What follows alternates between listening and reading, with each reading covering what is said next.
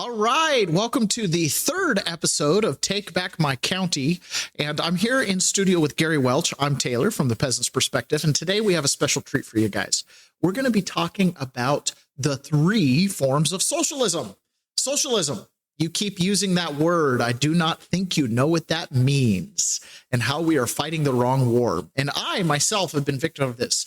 I didn't recognize that we lived inside of a socialist country until I really comprehended the stuff that Gary put in the manuscript that you can download at politicalremodel.com. So your first step, go to politicalremodel.com, download the manuscript. It's worth the read.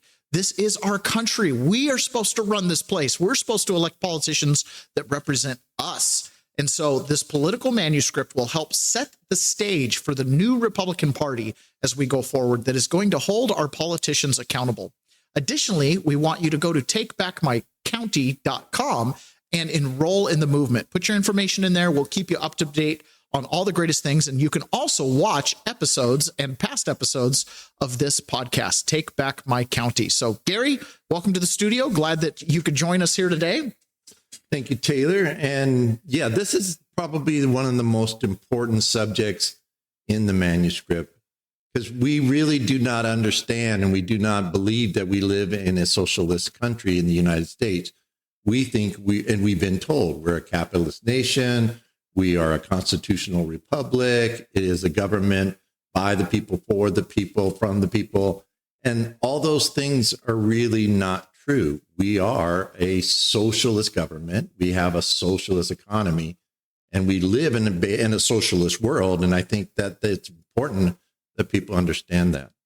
I think so, too. We tend to think that this political war is about stopping Democrats, liberals, and socialists from taking over the country and turning us into a socialist state.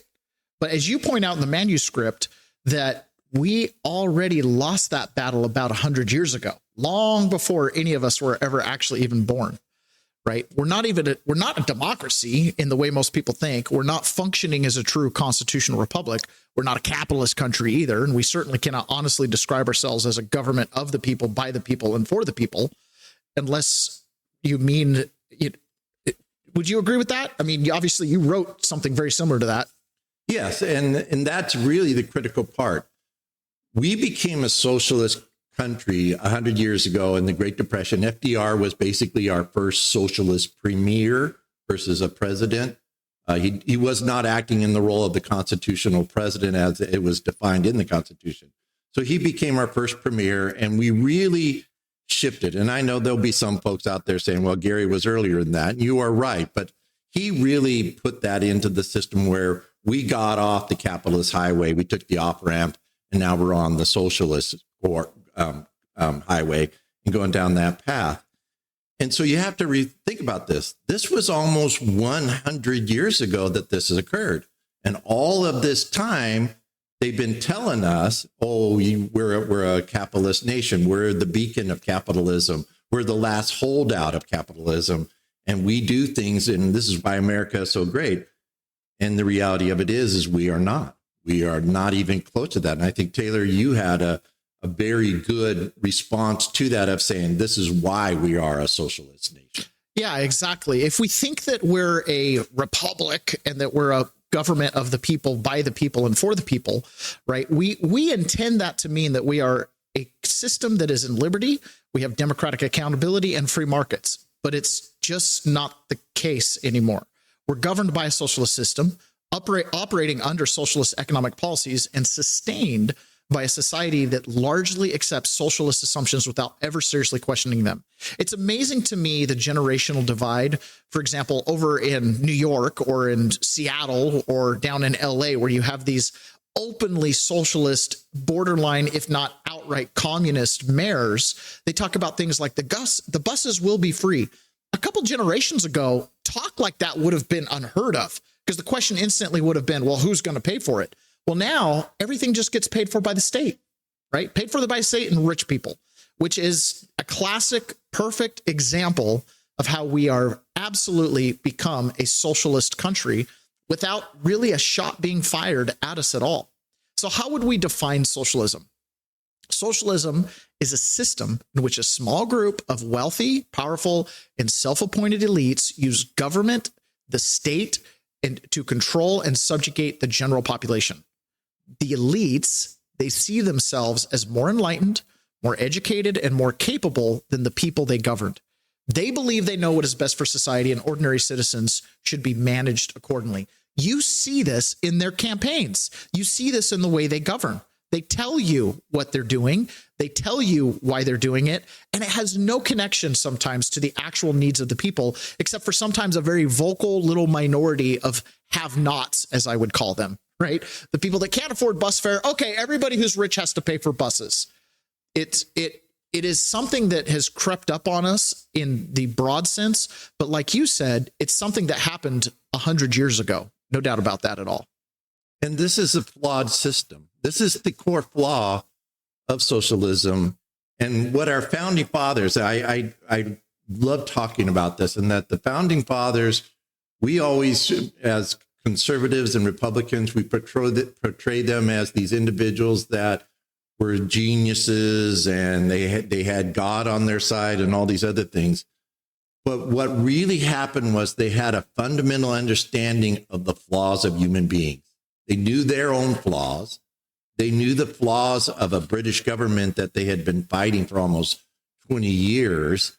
And they understood that there is no such thing as I know better than you. I am smarter than you, that I possess abilities because of the way I was raised and the way that I was brought up. That makes me superior to you, so that I should govern you and tell you what to do.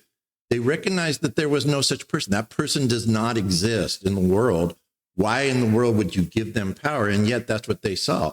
Socialism is not a new concept. It's almost as old as human civilization. It had chieftains, it had kings, it had the divine right, just that divine right to rule, that type of thing, or the aristocrats. All of that has always been there. This is just the new 20th century version of, you don't know how to run your life. I do. I'm going to control you and do what's good for you. And the thing is, a lot of people don't recognize this. They think of socialism as simply an economic model. It's not. It also includes with it political and social components, and all of those components have to work together to reinforce state control. Its ultimate goal is to create a culture in which the state is seen as supreme, individual rights are secondary, and citizens are conditioned into obedience, dependence, and loyalty. And like you said, it doesn't matter if it's centered around the king, or it's centered around the czar, or it's centered around some hotshot politician of some sort. The entire system has to enforce that control structure. It's not just an economic model, it is an entire governing model. Once you understand socialism that way, it becomes a lot easier to see that kind of government and see how it's in existence all around the world. And we actually live under 3 different forms of socialism, which we're going to talk about here in a couple minutes, and how effectively we've been conditioned to see it otherwise. So the bad news, the good news, and the bad news is this: there is no truly capitalist country in existence. None. Right? So when you look across the whole worldwide landscape, you can't point at any one individual country and say, well, they're capitalists and look how their system works. And so that's the bad news. The good news is that there's also no genuinely communist country in existence either, at least not as a separate and distinct system. They kind of run in parallel to each other, where socialism tries to control the capitalism, which brings us back to the bad news again. It means every system in the world is operating under some form of socialism, and the arc of socialism lends to more control, more state tyranny, more regulation, and more oppression of your individual rights and liberties. And this is critical. You really hit it on the head, that we have to understand that the reason why this is so critical to the movement is, how do you fight this? We don't want to be a socialist society. We do not want to go into the more harsher versions of socialism. And the whole thing was, it's predicated on a lie. In fact, all socialism is based on lies, nothing but lies. But the first lie is that we are not socialists, that we are capitalists. And so therefore, they can blame everything that's what's wrong with this country on capitalism. That's not true. And I would even agree with those who say, well, America is racist, and America benefits banks and large corporations, and America benefits the rich, and it doesn't look after the common person. I would say, yeah, you're absolutely right. That absolutely describes our current government and our current situation. But that's not capitalism. And that was the thing, is by having all of these versions of socialism, there's the three versions of socialism. By having those three versions, they say, well, that's socialism. We're not. But really, we are. And when you look at the things they do, the way that our government interacts with the economy, the way that our society interacts with government, if you don't like something, you go to government to get it fixed. You don't take it among yourselves to fix it. You go to them. And what does that do? That puts up in a system of rulers. Yeah, and it enforces their power and their right to rule in one way or the other.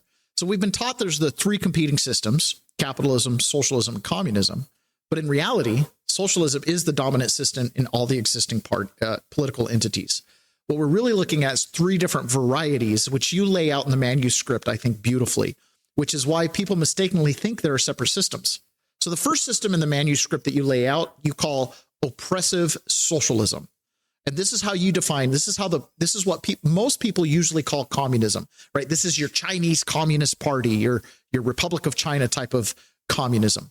Although it can appear in form of a dictatorship, a military junta, theocracy like Iran, or any other government that uses direct force, violence, and fear to maintain control. And I think that's the biggest distinguisher, right? And you call this, and I thought this was kind of funny, you call it honest socialism. Yep. Because unlike the other two forms, which we'll talk about, it does not pretend to be something it's not. It is honest about its contempt of self-government, right? It never at any point acknowledges the individual's right to anything. It's open about that. It openly assumes that citizens are incapable of ruling themselves and that only the enlightened elite can be trusted with any kind of power. Yeah, the use of force allows them to be honest, so they don't have to have any kind of deception. And the more you get when you get towards us, the deception just gets bigger and bigger. So in this one, they can be honest. And so they're able to just say, yeah, you do not know how to run yourself. We'll run everything for you. And, you know, they're able to be honest about it because they have a gun to back it up. So they don't need to lie. They can just come right out and tell you. And it takes different versions. It doesn't necessarily have to be a communist party.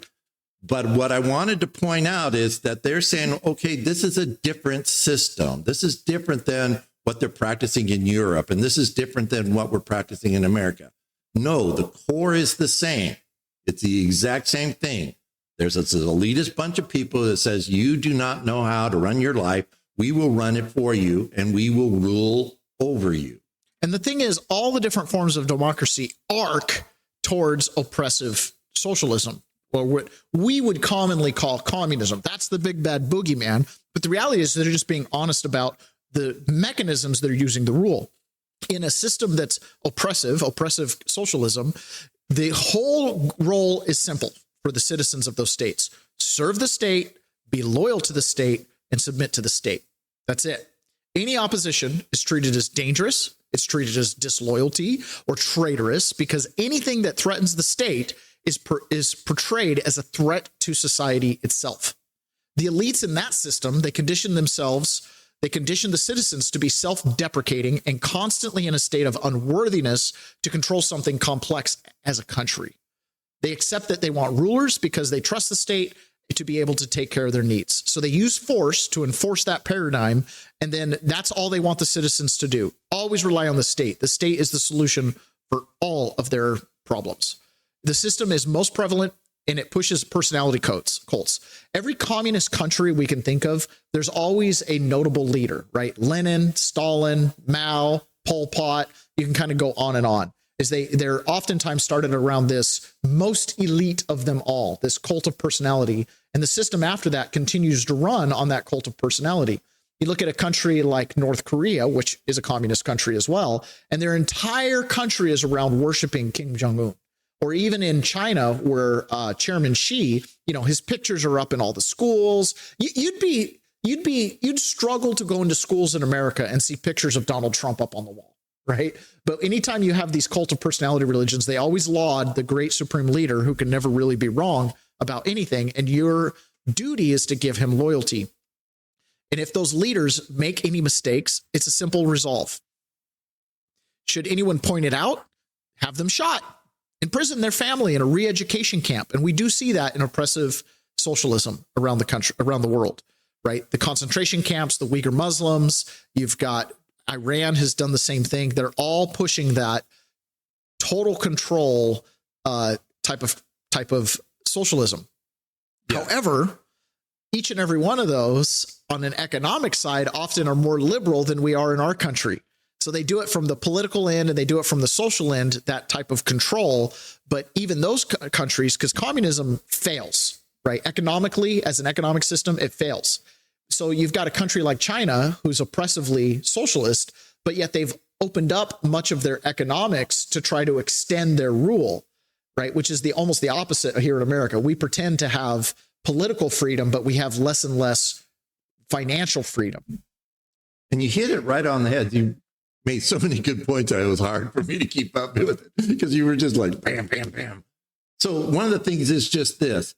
If you believe that, if this elitist mentality, if you think that is true, then where does that end? It has to end in an oppressive socialist system because that's the best thing to have. If you believe that you can run people and that you can do the right thing for them and that's what they need, that's where it ends up at. So all socialism ends in that road. Now, the other side of that is, one, they really believe it. I am better than you. I am smarter than you. I have been called to do this, to take care of you because you are a bunch of ignorant people who don't know how to run your lives. And it takes me to do so. And so this creates this personality cult that you were talking about, Taylor, where they have to have this infallibility that I am all of these things. And so within these systems, you always find a lot of propaganda. You always find this really strong push towards that personality cult. We even see it in America. We see it in our presidents. We see it in our senators and our congressmen and women, in that we create these mentalities of they can do no wrong. So they don't make mistakes. When they do make mistakes and when they do things, what do? We cover it up. We put it on, we sweep it under the rug. We deflect it. We defend it because you have to be loyal. Then this goes to Democrats and Republicans. Both of them equally do it. You must be loyal to the leaders and the rulers, because if you come back and you say, well, wait a second, that person's screwing up. Oh, you're disloyal. You're hurting everything. You're going to destroy the system. And so we're propping this up. We're propping up this abusive system to do it. This is why the society part becomes important of it. As a society, we are unintentionally, but we are propping up that ruler mentality. So what happens is the politician or the government bureaucrat or whatever leader in power, their fate and the fate of the system get tied together. And because the inertia of the system, because remember, socialism isn't just an economic thing. There's the political, the social, the entire zeitgeist of humanity wants to support the state, and they become the icon of the state. So that's why we allow the cover-ups. We allow to brush horrible behavior under the rug, is because if the politician falls, then that our belief in the state goes with it, and that can't be tolerated. And so it incentivizes the cover-ups. Even in these draconian models, there is a flaw there, right? Because within every single one of us burns the internal flame that yearns to be free. And so anytime you have that pressure, you feel it. You can feel it inside you, and it does create cognitive dissonance. And depending on what you do with that cognitive dissonance, will either go deeper down the rabbit hole, or you'll come out of the cave, using Plato's cave allegory, and you'll see what's really going on.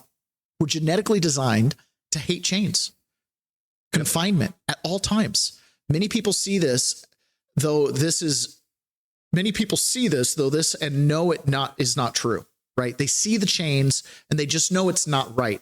Every once in a while, they rise up, they make their point. You see the protests in Iran, you see the protests in China from time to time.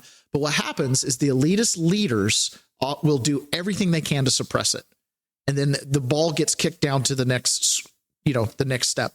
It's amazing to me, just looking at China, right? The biggest example of oppressive socialism, Tiananmen Square. It happened decades ago. And in the West, we know about it. There, it's totally suppressed. But they openly massacred tens of thousands of their youth because they wanted to stoke the flame of liberty and individual freedom.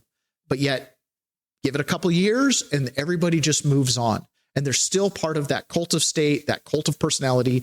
And the state itself couldn't put a mirror on itself and see that no state that slaughters its own people like that should have the right to rule. But yet here we are, fast forward, and all the socialisms continue, all the versions of socialism continue to prop up the most oppressive example that we have in the world. And for those of you who believe, oh, it's too late, we can't fight this, it's give up, they're too powerful, they're too much in place. That was why I include that in the manuscript, because that is a genetic thing. It's in every human being. And it manifests itself in a person that was raised in the communist China system from the day he was born to the day that Tiananmen Square happened, that he was told the state is right, you do not oppose the state, you do whatever it is. He stood up. He stood in front of that tank. What got him there? What put him in front of that tank? And one of the things that I like talking about is that Gorbachev did not want to end the Soviet Union. That was not his intention. He gets credit for it, but that was not his intention.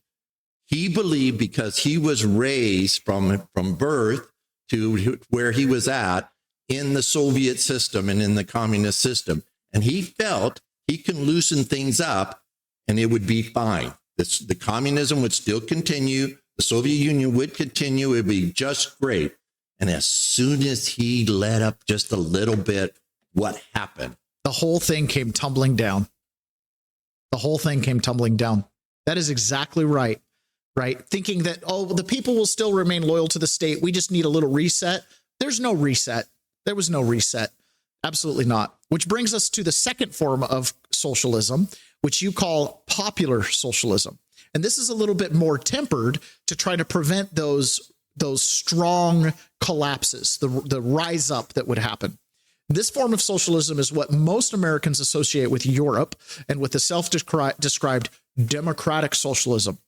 This is also the direction many of our American elites and modern leftists appear to want to take the United States towards. We see it all the time. Popular socialism, which is the kind of more European flavored model, involves a strong central government with heavy control over economic and social life. The control may range from nationalized major industries, which we see all over Europe, right? The big industries, they become nationalized to maintain intense regulatory dominance over them. So the specific mechanisms might differ, but the key features remain the same. The government is deeply and directly involved in the economy and shaping social outcomes. Unlike oppressive socialism, this version gives citizens the illusion of meaningful participation. So in China, you might not get the vote. In this form of socialism, you get the vote. Elections exist and political parties compete and public debate is permitted, but only within limits. And we see this in Europe right now, in England. Right. I saw a chart the other day that they have 14,000 people currently sitting in their prisons for posting political content on social media. So, yeah, we can debate things. They'll talk about it all the time, the debate, the parliament, that whole thing. But there are certain areas that you can't talk about.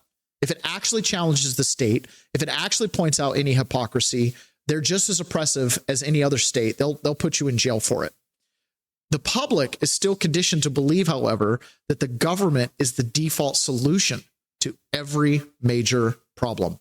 People are not really choosing between freedom and state control. They are choosing between different administrators of the same underlying system.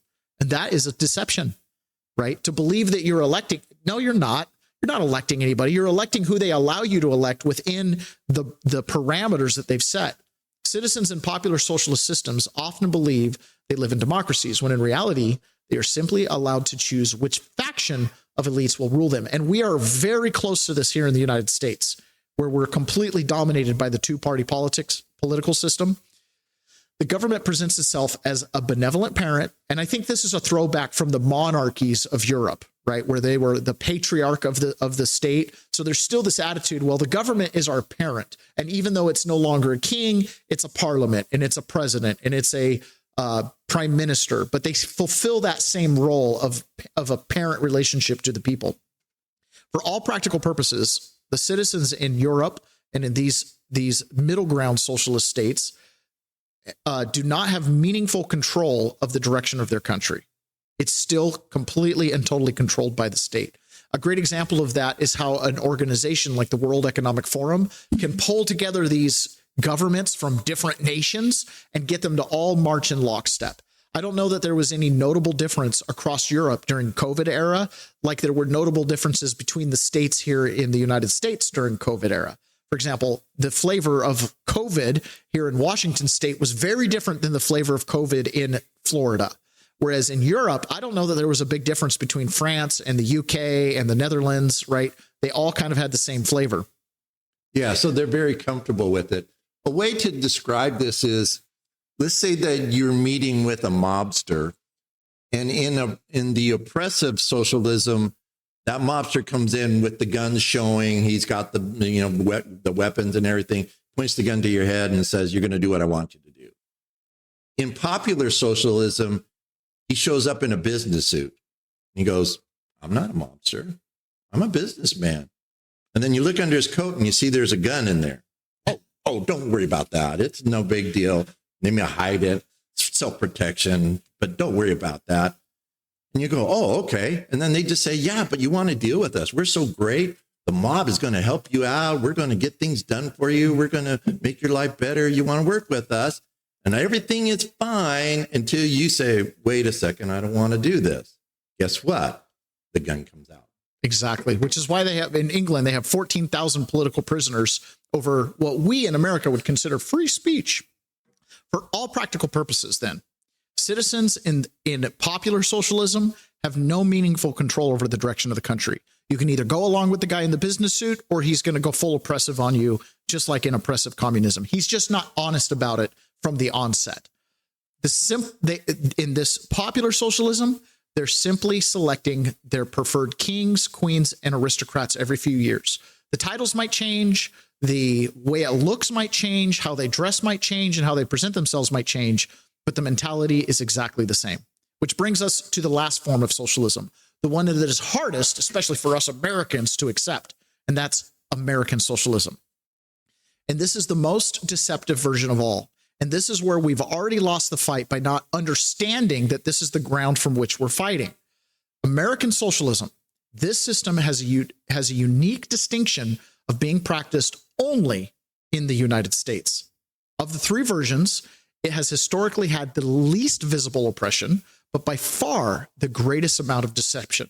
This does not mean there is little oppression. Trust me, I was a January 6er. I went to prison for opposing what I believe was a stolen election. And currently our president and the administration believes that as well, right?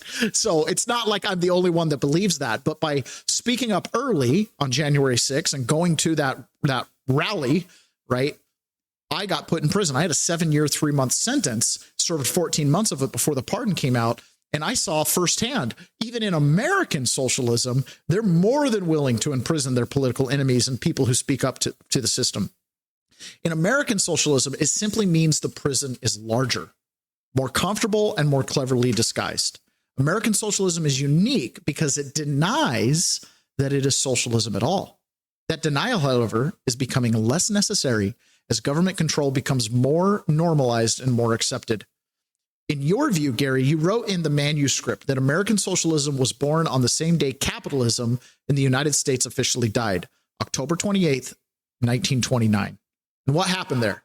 Most people know of it as, was it Black Tuesday? Is that what it was? Yep. That was the day the stock market crashed, and that was the kind of the official onset of the Great Depression. Capitalism had been on decline for decades prior, weakened by increasing government manipulation, going all the way back to the creation of the Federal Reserve in 1913, stretching all the way back to the Reconstruction era after the Civil War. That's kind of where socialism got a foothold in America. It was triggered by government takeover of the banks in 1929. That was the final straw. Thomas Jefferson warned us, if the banks ever take over the issuance of money, we're pretty much doomed. And that's what happened officially at that point. Because of policies and people using the system to get rich quick, it caused catastrophic collapses, which those get rich quick schemes came out because of the abundance of Federal Reserve notes that were circulating around. That was kind of what led to that speculative market in the 1920s. The Great Depression that followed, the stock market crash in 1929, was the perfect crisis, because that's what socialists use in order to take over control. They use a crisis. And it was the perfect crisis to take over American political life, because America exemplified capitalism. That's what gave us the Gilded Age.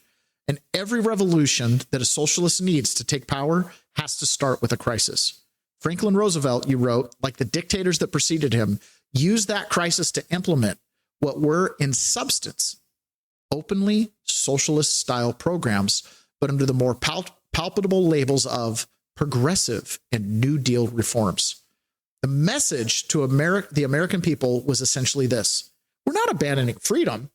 We're simply updating the system for a new age. We are still capitalists. We're still constitutional. We're still free. We just need more government to make it all work. As if government can ever not impose on your freedoms, right? To make it all work in this new world order of industrialism and new technologies. And the American public, by and large, because of the conditions brought about by the Great Depression, bought it hook, line, and sinker. The suffering of the Great Depression was so severe that people were willing to accept almost any explanation and almost any solution that promised relief. Then Pearl Harbor gave way to an entirely new order, an external threat large enough to justify a massive expansion of federal power, military buildup, and centralized control. Over time, you wrote this in the manuscript, our government expanded further into every aspect of life while still insisting that America remain fundamentally capitalist and constitutionally restrained. It was not. What they did was they manufactured a situation where the free people of the United States voluntarily entered into and engaged with the socialist system to the point that socialism started to infuse every level of American life.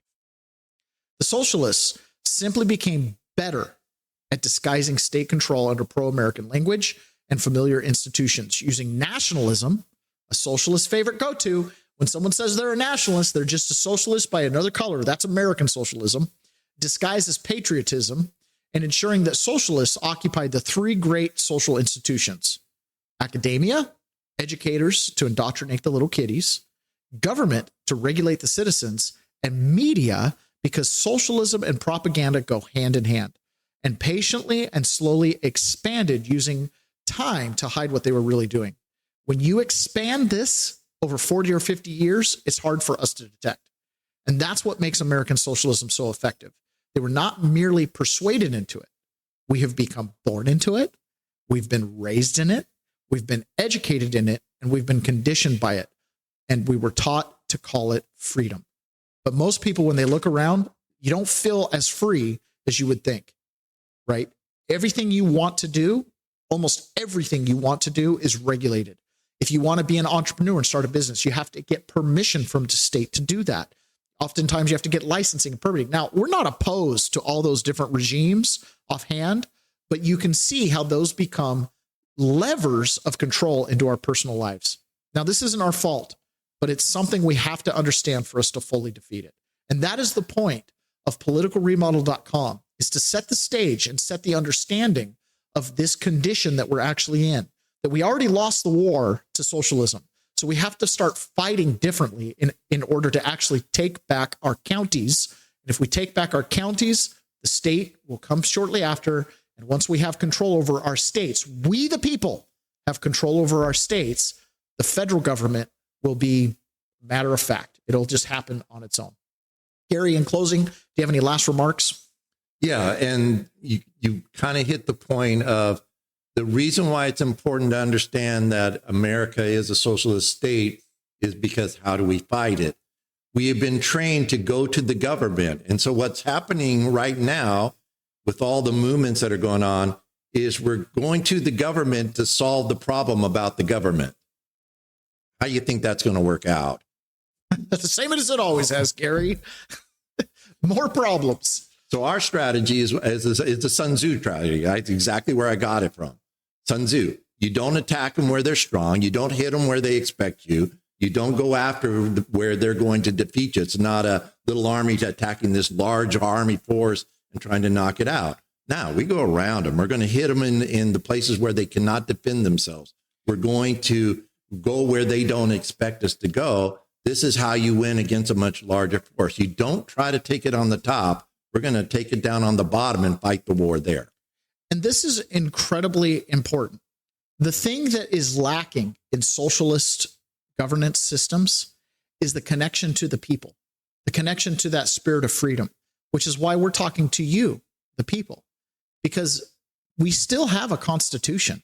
We still can take our country back. Thomas Paine said, the constitution of the government is a direct reflection of the constitution of the people. What are you willing to take? Think about constitution in terms of your physical constitution. What are we willing to endure? And when you're no longer willing to endure this, we have the power to change it. And the system is set up for us to change it if we, the people, become engaged. So go to takebackmycounty.com, get enrolled there, put in your information so you can be a part of this movement. This political remodel movement is a movement of the people, by the people, for the people, to return our nation to the greatness that it once was and can and will be again if you just do your part. So with that, we'll wrap up today. Thank you for joining us with this episode, and stay tuned for the next one. We'll talk to you again later.